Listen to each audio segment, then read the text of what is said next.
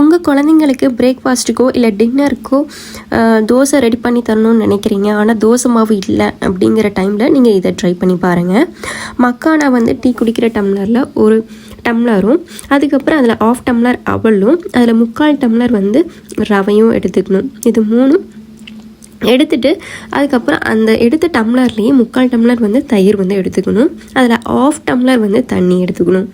எடுத்துகிட்டு தேவையான அளவு உப்பு ஆட் பண்ணிக்கோங்க. 1 இயர் கம்மியாக இருந்தால் உப்பு தேவையில்லை, 1 இயர் மேலே இருந்தாங்க அப்படின்னா உப்பு வந்து நீங்கள் ஆட் பண்ணிக்கலாம்.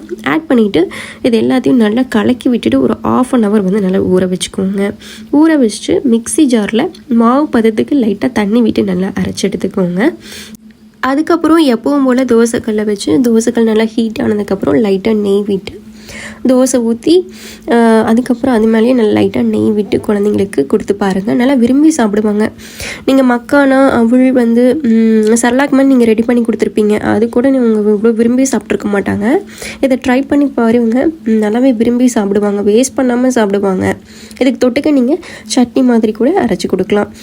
ட்ரை பண்ணிவிட்டு கண்டிப்பாக உங்கள் குழந்தைங்க சாப்பிட்டாங்களாங்கிறத கமெண்ட்டில் ஷேர் பண்ணுங்கள். இந்த மாதிரி வீடியோ வேணும் அப்படின்னா நம்ம சேனலை சப்ஸ்கிரைப் பண்ணிவிட்டு பாருங்கள்.